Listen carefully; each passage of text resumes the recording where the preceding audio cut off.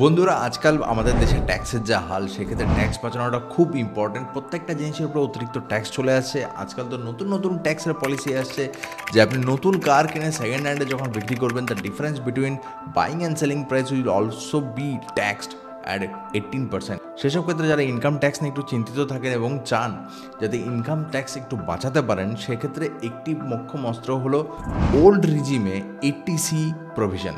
80Cর আন্ডারে আমরা 1.5 লক্ষ টাকা অবধি সেভিংস করতে পারি এবং সেখানে বিভিন্ন ধরনের টুল অ্যালাউড রয়েছে, যেরকম আপনি এলআইসি দেখাতে পারেন, আপনি ইউলিপ দেখাতে পারেন, আপনি 5 বছরের ফিক্সড ডিপোজিট দেখাতে পারেন। কিন্তু এই সবকটাতেই না লক ইন পিরিয়ড অনেক বেশি রয়েছে। মানে এলআইসি যখন করবেন তো 15 বছরের জন্য আপনাকে দিতে হবে, যদি পিপিএফ করেন তো 15 ইয়ার্স এরকম লক ইন পিরিয়ড এরকম থাকছে। সবথেকে কম লক ইন পিরিয়ড যেটা রয়েছে সেটা হচ্ছে 3 বছরের, এবং সেই লক ইন পিরিয়ডের ভেতরে যেটা অ্যালাউড সেটা শুধুমাত্র ফিক্সড ডিপোজিট নয়, শুধুমাত্র ইএলএসএস, যেটা সব থেকে কম লক ইন পিরিয়ডে আসে। এবং আপনারা এটা বিশ্বাস করবেন না যে সব থেকে বেশি রিটার্নও সেটাই দেয়। একটা এলআইসিতে বেশিরভাগ সময় 5.5 থেকে 6%, খুব বেশি হলে আমরা 8% রিটার্ন আমরা পাই।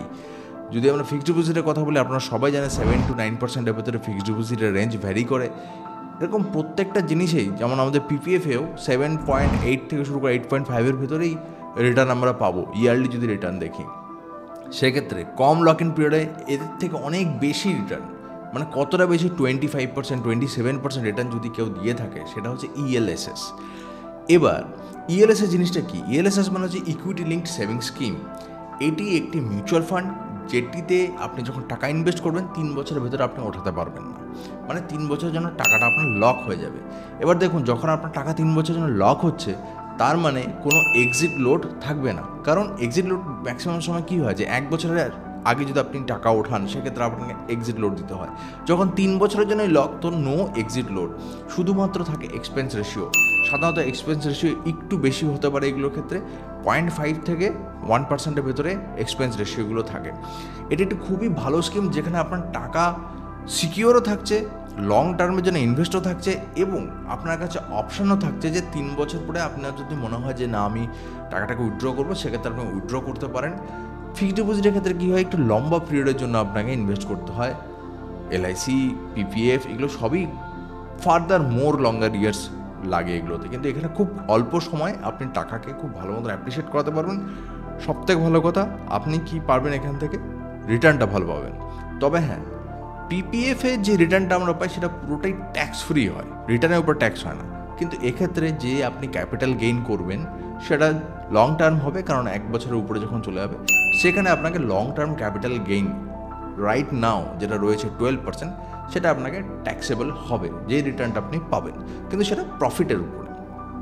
তবু যদি আমরা সেটাকে বাদ দিয়েও দেখি, সেটা অন্যান্য টুল থেকে অনেক বেশি রিটার্ন জেনারেট করে। এবার ইএলএসএসের ক্ষেত্রে যখন আমরা ইনভেস্ট করবো, তা আমরা কী ধরনের ইএলএসএস ফান্ড চুজ করবো, সেটা খুব ইম্পর্ট্যান্ট হয়ে যায় যে কী ধরনের ইনভেস্টমেন্ট করবো। কারণ 3 বছর জন্য লক ইন হবে, কোন সেক্টর চলবে, কোন সেক্টর চলবে না। বিভিন্ন ধরনের ইএলএসএস ফান্ড রয়েছে, যেটাতে 68% অবধি রিটার্ন দিয়েছে, মাঝে মাঝে দেখা গেছে যে একদমই কম রিটার্ন দিচ্ছে, 15%, 18% দিচ্ছে। তো এটার মেন কারণ কি? মেন কারণ হচ্ছে যে ইএলএসএস ফান্ডে যে কোম্পানিগুলোতে টাকা লাগানো হচ্ছে ইকুইটি বেসড, তার মধ্যে লার্জ ক্যাপ কতটা, মিড ক্যাপ কতটা এবং স্মল ক্যাপ কতটা। অনেক ক্ষেত্রে, বেশিরভাগ ক্ষেত্রে কী করে, তারা লার্জ ক্যাপে একটা মেজরিটি পোর্শনে ইনভেস্ট করে দেয়, এবং 5% স্মল ক্যাপ, 10% হয়তো মিড ক্যাপ করে। তো এক্ষেত্রে কী হয়, লার্জ ক্যাপের মতনই রিটার্ন পায়। তো আজকে এই ভিডিওতে যে 3টে ইএলএসএ সম্পর্কে আমি কথা বলবো, সেটাতে আমি পার্টিকুলার এই পয়েন্টটাতে ফোকাস করে দিচ্ছি, যাতে আমার মোটামুটি সবকটাতেই বেশ ভালো কোয়ান্টিটি থাকে। কারণ 3 বছরের ভেতরে হয়তো স্মল ক্যাপ খুব ভালো চলে গেল, তার রিটার্নটা বাড়বে, পরের বছর হয়তো মিড ক্যাপ ভালো গেল, এবং লার্জ ক্যাপে তো একটা অ্যাভারেজ রিটার্ন থাকে। তো 3টাই অপরচুনিটি যাতে আমি মিস না করি, তাহলে আমাকে মেনলি ফোকাস রাখতে হবে যেটা, যে আমার ফান্ডের অ্যালোকেশনে 3টেতেই যাতে একটা ভালো সাম থাকে। এবার দেখে নেব 3টে ফান্ড কী এবং তার ডিটেলস নিয়ে একটু আলোচনা করব। এই মুহূর্ত অবধি যদি তোমরা ভিডিও দেখে থাকো, তো অবশ্যই ভিডিওটিকে একটি লাইক করে দেবে এবং চ্যানেলটিতে সাবস্ক্রাইব করে নেবে। বন্ধুরা, সবার প্রথমে যেই ফান্ডটি আমি কথা বলেছি সেটা হচ্ছে bank of India ELSS tax saver direct growth fund. এবার এখানে একটা পরিষ্কার কথা, ডাইরেক্ট মানে এটা ব্যাঙ্কের থ্রুতে নয়। আপনি যখন পারচেস করছেন, আপনি নিশ্চয়ই কোনো একটা অ্যাপের থ্রুতে পারচেস করছেন, কোনো একটা ব্রোকারের থ্রুতে পারচেস করছেন, তখন আপনি পেয়ে যাবেন ডাইরেক্ট ফান্ড। যদি ব্যাংকের থ্রুতে করেন তাহলে পরে সেম আপনি রেগুলার ফান্ড পেয়ে যাবেন, সেক্ষেত্রে রিটার্নটা 1%-এর মতন কম হবে। কারেন্ট এনএভি রয়েছে 195 টাকা 42 পয়সা, খুবই ভালো। এটা বেশ কয়েকদিন ধরে চলছে, এই জন্য এনএভিটা একটু বেড়ে গেছে। প্রথমে চলে আসে এক্সপেন্স রেশিও, 0.84% হচ্ছে এর এক্সপেন্স রেশিও। এক্সিটটা আমি বলেছি এগুলো তো থাকে না। অ্যাসেট আন্ডার ম্যানেজমেন্ট খুব বেশি না, কম রয়েছে, মাত্র 1,500 কোটি টাকার মতন রয়েছে। লক ইন পিরিয়ড 3 বছরের রয়েছে, 11 বছর ধরে এটা চলছে। এর মেইনলি বেঞ্চ মার্ক যেটাতে ইনভেস্ট করে BSE 500।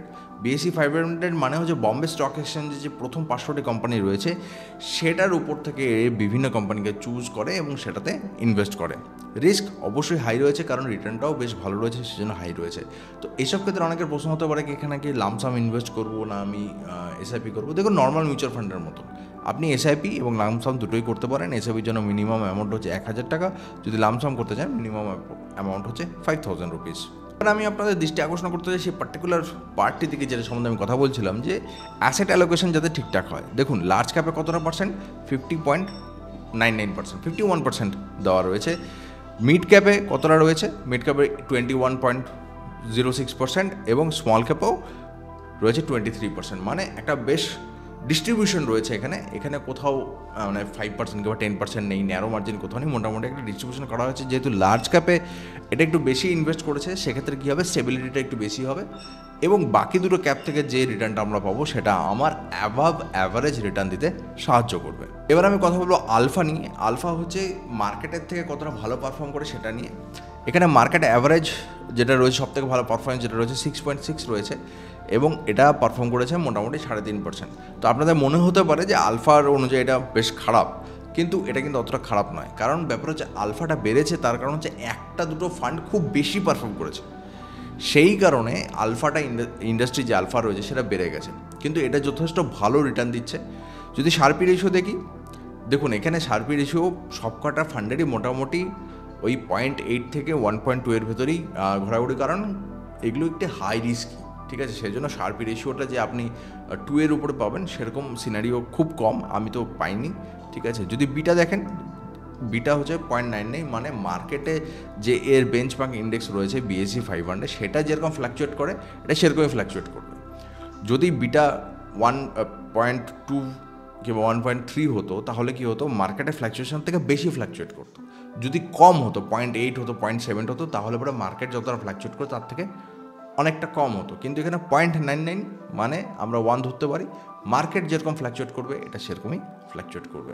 স্ট্যান্ডার্ড ডেভিয়েশন 14.53, মানে আগের বছর যতটা রিটার্ন দিয়েছিল তার থেকে ±14% উপর নিচ যেতে পারে। এটা হচ্ছে নাম্বার টু রয়েছে SBI এর long term equity fund direct plan growth. এটাও ডাইরেক্ট একটা প্ল্যান, যদি আপনারা ব্যাংকের থ্রুতে করেন তাহলে সেক্ষেত্রে হয়তো রেগুলার ফান্ড আপনাদের জন্য অ্যাভেলেবেল থাকবে।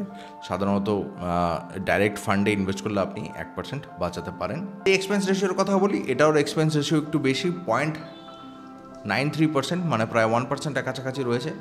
যদি অ্যাসেট আন্ডার ম্যানেজমেন্ট আমরা দেখি, প্রায় 27,000 কোটি টাকার উপরে এর অ্যাসেট আন্ডার ম্যানেজমেন্ট রয়েছে, এত টাকার ফান্ড রয়েছে, সেটাকে বিভিন্ন জায়গায় ইনভেস্ট করছে। এটাও BSE 500-এর উপরে ইনভেস্ট করে। যদি আপনারা এসআইপি স্টার্ট করতে চান 500 টাকা থেকে শুরু করতে পারেন, যদি লামসাম ইনভেস্ট করেন তাহলে 1,000 টাকার উপরে আপনারা লামসাম করতে পারবেন।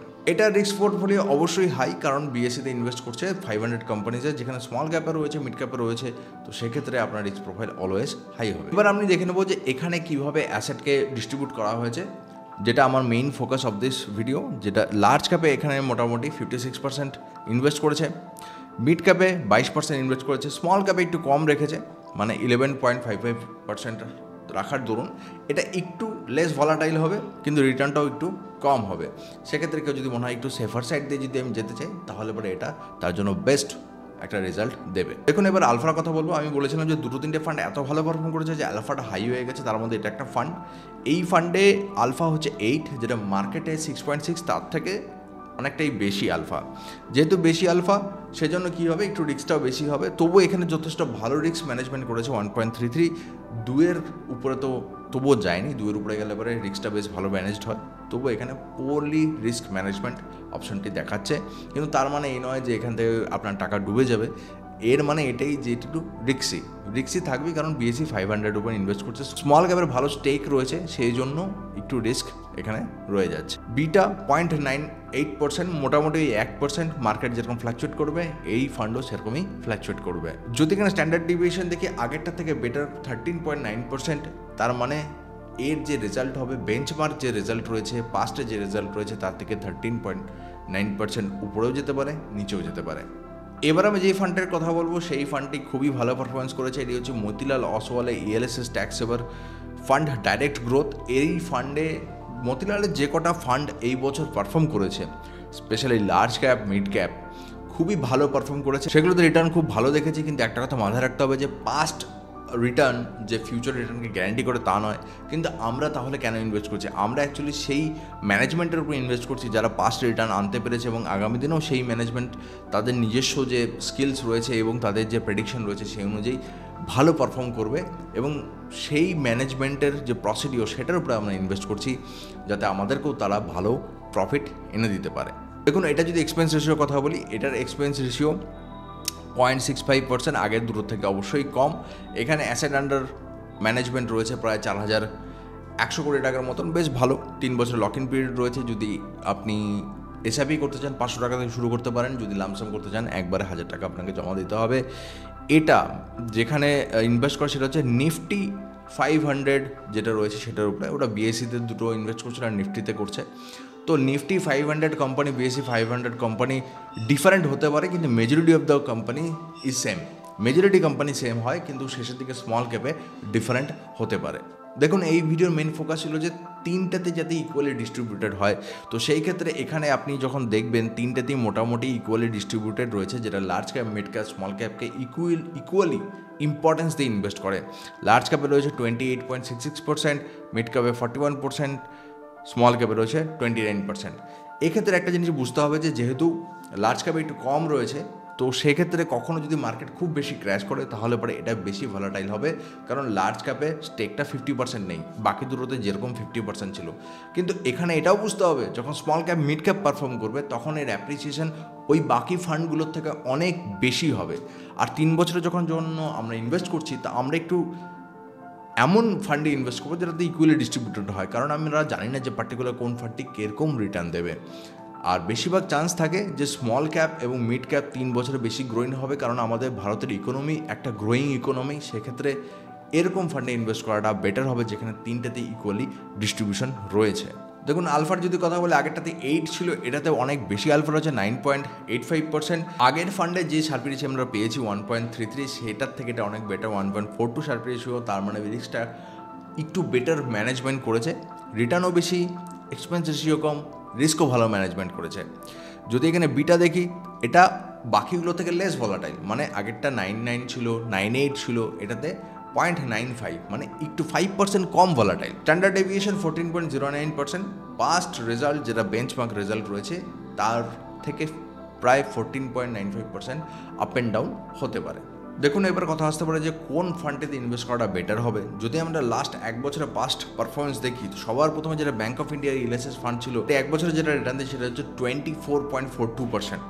মানে আপনি যদি 100 টাকা ইনভেস্ট করতেন বছরের শুরুতে লামসামে, তাহলে বছরের শেষে আপনার কাছে 124 টাকা পড়ে থাকতো। সেকেন্ড যে ফান্ডটি আমরা দেখলাম, SBI long term equity fund, সেটিতে যদি আমরা ইনভেস্ট করতাম 100 টাকা বছরের শুরুতে, বছরের শেষে আমাদের হাতে পড়ে থাকতো 129.38 টাকা। তার মানে 29% 1 বছরের রিটার্ন রয়েছে। এবং সর্বশেষের যে ফান্ডটি আমরা দেখলাম, মতিলাল অসওয়ালের ELSS ফান্ড, সেটিতে বছরের শুরুতে যদি আমরা 100 টাকা ইনভেস্ট করতাম, বছরের শেষে আমাদের কাছে পড়ে থাকতো 150 টাকা 38 পয়সা। তার মানে এই ফান্ডগুলিতে মোটামুটি অ্যাভারেজ সব থেকে নিম্ন আমরা দেখেছি 24% এবং সব থেকে বেশি দেখলাম 50%। তার মানে একটা ভালো টাকা আমরা ইনভেস্ট করলে পারে, এবং যদি আমরা SIP করি 3 বছরের জন্য যদি লক ইন থাকে, তাহলে আমরা বেশ ভালো রিটার্ন এগুলো থেকে পেতে পারবো। যদি এরকমই ভিডিও আপনাদের পছন্দ হয়, চ্যানেলটিকে লাইক এবং সাবস্ক্রাইব করে দেবেন। আপনার সাথে দেখা হবে পরবর্তী ভিডিওতে।